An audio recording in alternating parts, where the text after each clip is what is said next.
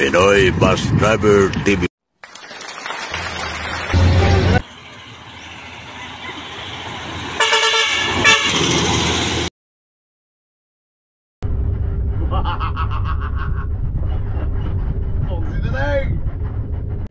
Buenas hapon, amigo Bukset. Alas 4:45.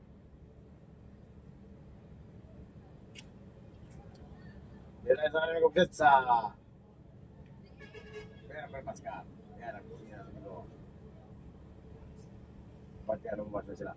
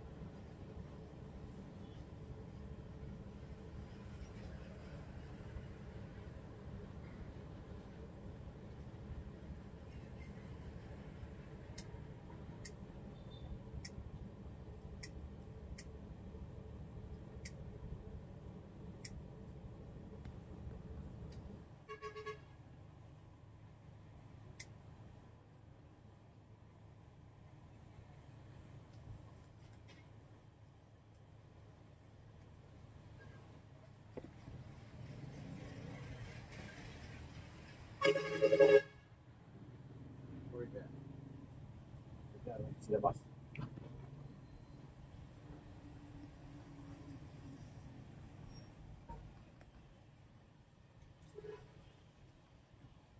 Patag sila bus sila.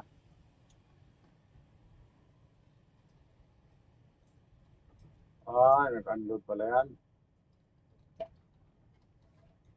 Unload sila tayo.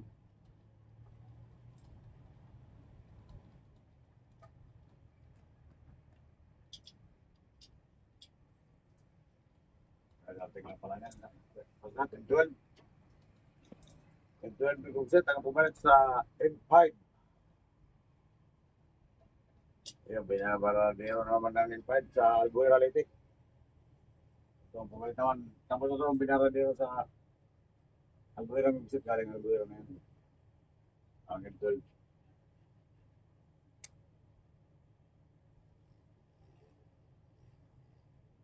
Yan, kapalit M5 doon.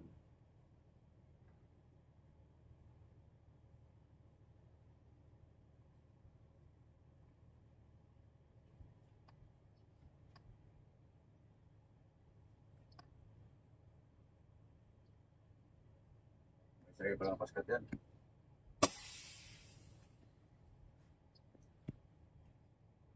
Panay-pihit, ano penga-penga. Ano may kumit, may patay dito sa ano? Saan, buksit at Panay-pihit, walang pahinga, nagtatampo pa ng ibang pansahero. Yes, sakayan sa magkatid. Oopsie. Tumatay na yung dalawa.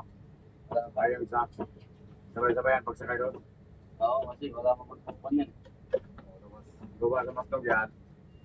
Hindi lang ulit. Muna ulit. Ang nag-rekill yan, ano yung master sa Rikirman, si Ringo. Ayan talaga ang mga Oo, Rikirman yun eh. Ringo yun, nag-route di ba? Yung nag-route sa amin eh. Pag sa akin, kung balik ko, marami kami, route sa ako. Ako pa, pinakahuling umakyat para, kasi akala ko, pag-route ngayon, dati, pag-route kayo dati, alphabetical. Orasyon ako. Isa ulit ka. Patagal ako, tapos ang pinakahuli, sila Corte, letter B, Victory. Ako ang sinundulas. Kaya, nalikod ako ng tupo. Kala ko, ano na po yung nakahuli. Dami ako. Orasyon. Ganito, ikaw bakit sir? Ganito, Oo ka na to. Ako ang pinaunang paglabas sa akin, friend. Ako ang pinaunang paglabas sa terminal natin, alam mo. Sige. Eh, matapig ka sa Magallanes. Nangapanin ako eh. Hindi ka malala. Ilan? Binigay mo, Gek. Unahin mo si Rasjun. Unahin mo si Rasjun. Sorry, Timo. Ay, di na ako nagsigunda. Nagpumira eh. Biko Bukset. Kailangan, pag nag-apply kayo, no? Kahit anong sasakyan. Bawa, pag-apply kayo, kahit anong sasakyan, apply nyo. Lalo pag kapane, driver. Huwag talaga kayo maggamit ng segunda agad. Kailangan, first gear. Unahin mo talaga ang permira na kambyo. Lalo sa mga ganitong bus, kailangan gamit ka ng primera. Huwag mo agad di segunda kayo. Huwag sa kadyan. Kailangan talaga yan. Primera mo na. So, tayo. Kaya pala lang ako. So, wala pa lang hiring. Mag-visit, kung nagtatanong dyan, wala pa lang hiring. Eh, malaman nyo naman pag nag-hiring dito. Saka huwag kayong gumamit ng sapatos na matigas pag kayo rotis. Huwag kayong magsuot ng sapatos na matigas, lalo pag hindi. Biko Bukset, wala ka pala. Meron pala akong bagong isang paalala lalo sa mga baguhang mag-apply ng driver, mga truckman, jeep, kotse. Ito pala ko sa inyo, Biko Bukset. Kahit sinong veteranong driver, pag lumipat sa isang sasakyan, di ba, ito, si 123, kabisado ko, no? Pero manibago ka pa rin dito, kahit ako. Pag ang nasanayan ko sapatos sa magagamit sa mga pedal, brake, accelerator pedal, clutch pedal, pag nasanay ka dun sa malambot na sapatos, paggamit sa mga pedal na yan, at nagsuot ka ng sapatos na matigas, na hindi basta-basta na iupi, gaya nito.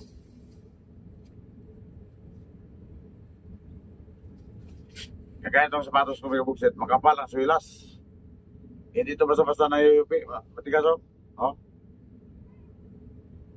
Makapal ang suwilas, hindi mo gaano maramdaman sa talampakan mo ang pagtapak ng pedal sa accelerator o kaya sa pedal ng brake at pedal sa clutch. Kaya kung sa mga bago ang driver, huwag kayong sumuot ng ganito na makapal at matigas. Pwede yung makapal na malambot lang siya na natutupi pag-apak mo sa mga pedal. At maramdaman mo yun ang pag-apak sa pedal kasi siya, malambot.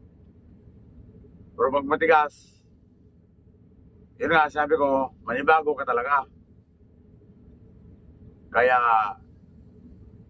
okay lang sa ganito na manibago ka kung nandito ka na talaga sa isang kumpanyang pinasokan mo. Kasi nanibago ka lang eh. Pero kung ikaw i-rotis, siyempre kung manibago ka, kung hindi mo makontrol ang accelerator at saka clutch pedal, pedal accelerator, pedal brake, siyempre kung hindi ko makadyo-kadyot, mamatayan ka. Isa na rin mabagsak ka sa pag-apply mo, sa pag-rotis. Kaya kumari, yung sapatos na guma ngayon na binibinta, na guma na napakalambot nun, yun ang gamitin nyo para sigurado hindi kayo manibago sa pag-apak. Ramdam nyo yun eh, ramdam nyo sa talampakan sa pagkapalang sa paa. Ito, sobrang tigas ito, Biko Bukset. Kaya kung masanay ka na dyan, masanay ka na. Pero kung yun nga, pag lumipit ka sa ibang sasakyan, kasi iba-ibang templado ng mga bawat sasakyan, kaya ng itong 1, 2, 3, Pag sumampa ka rito, manibago ka. Kasi ang clutch ito, mababa na. Ay, medyo nanibago din ako nung pinababaan ko ang clutch nito. Kasi medyo pataas ang clutch ng una nito. Kaya para lang ko may buksit. Sa mga baguhang mag-apply. So kaya, kahit ako, matagal na rin ako nagdadrive ng bus. Pag dirotis ako nag-apply ko sa ibang bus company, siyempre, ibang tiplada man yung mga ano nila. Mga pedal, accelerator, pedal brake, pedal clutch. Ibang timplada yun, hindi yung kagaya sa 123. Pati sa pagmanubila, pati sa kambyo, iba-ibang timplada niya may kukusit. Pati sa ito, upuan ng driver. Kung hindi ka komportable nito, manibago ka rin. Kasi huwag niyo kalimutan, pag umupo kayo sa manubila, kung hindi ka komportable, bago ka umabante, iusog mo muna ang upuan kung pwede siyang iusog. Pati yung manubila angat mo, pataas mo, baba mo. Kung saan ka komportable, doon mo siya bago ka umabante para swabe ang iyong maneho o pag-process. Kasi kagaya nito, master ako, ito, komportable ako sa upuan ni Juan ito, alam ko.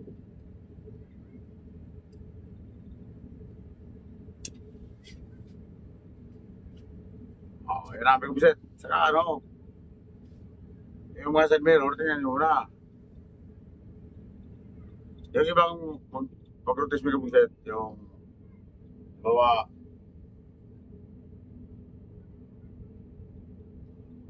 patingnan sa inyo mga makina. Patsik sa inyo yung mga langis, mga brake fluid, mga air gauge sa akin. Mga gauge yan, patsik sa inyo yan. Iba. Pero yung iba hindi na. Meron pa nga exam na sa mga blue bag yan, may buksin na yung mga blue bag. Mga preventive maintenance. Yan, may mga exam pa yan. Pero madali lang yan, mag-buksin, kaya yan. Pwede namin mag-buksin. Nandito tayo sana may buksin sa PM. Saka huwag nyo kalimutan may buksit. Talagang, permira talaga ang gagamitin nyo pagka in-health kayo. Huwag muna kayo mag-diretso ng segunda. Kasi nakalagay doon, use first gear. Kaya pag in-health kayo, para hindi kayo bumagsak. Gamit kayo ng permira. Pagulong nyo ng konti, tapos segunda, kunting ulong, tercera, huwag kayo magkatawa-tawa may buksit. Pag in-health kayo, tama niya lang sa RPM para masa kayo yung ataw-ataw sasabihin sa inyo ng taga-rotes kailangan nabusin mo lahat ng kambyo ha gawin nyo mabuksa ka ano lamang takong buwi saka huwag kang ambog tahimik ka lang yan lang start dyan nasa routine na tayo ka lang. Ngayon mga kapugset, dahil ito nga, minumonitor pa natin yung tubig sa gauge na water gauge sa radiator. Ngayon, dito na sa alin, galit na masin. Doon sa masin, pag alis namin ngayon, nilagyan ko ng tubig. Ngayon, mula masin, hindi natin pinatay ang makina dito sa alin. Sa labdap, pero sa paskat. Ngayon, sisik natin yung tubig kung gaano karami naman ang bawas. Saka, patayin natin ang para makapahinga. Ganyan lang may kubisit. Ingatan natin ang makina, hindi yung puro andar na lang. Papahingan natin. Tara may kubisit, tingnan natin yung tubig sa dito. Alam niyo ba itong sombrero kung may kubisit? Ano to? Ito ang dong sa jacket ko. Item. Isipin ito, kaya tinanggal ko. Para gawin sombrero. Buksit na tayo. Hindi kasi ako mahilig sa sombrero may kabuksit. Minsan nga, bawaban lang ko sa bus. Hindi pa nakasombrero. Kahit ulan. Sila tayo. Eh, maulan dito sa Samaro. Tumigil lang. Ambon-ambon lang. Nandiyan ang Puripaskat. Yan ang pumalit sa M5. Kaya Pinyaradero. Kaya, okay na yan. May kuksit M12 yan. Kondisyon naman yan. Kuksit na lang. Shoutout sa mga ko dyan. May kuksit. M12 oh. Kaya matagal na naman makuha yung M5. Ayan, kuksit. Dala na kaparada. Alas 5:20 na. Hintay lang natin na mag-load yung Puripaskat.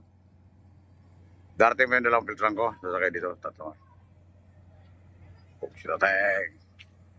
Sisikapin natin ang tubig. Ayan, makay natin.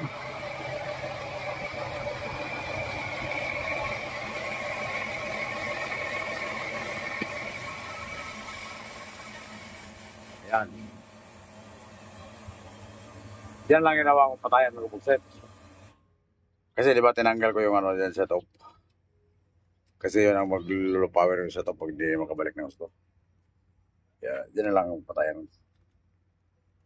Ito tingnan natin ang tubig. Sila tayo.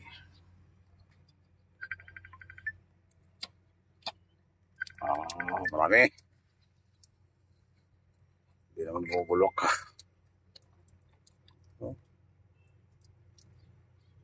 Marami pagkit. Galing yan sa taas. Galing sa taas tubig yan kaya umapaw. Galing yan dito eh. Kaya umapaw. Ngayon, dito tayo. Dito maglagay. Ayan o, dahil pa ako. Wala akong bakas pala. O. O. Buksin na tayo. Pero dagdagan natin. Lalagyan pa natin yan. Kaya huwag kayo mahiya aming busit magdadala ng tubig. Kailangan natin yan. Importante yan. Yan. Kailangan din magpahinga ang ating makina. Para tumagal pa. Walang taon yan. Mag-isat, walang taon. Sila tayo.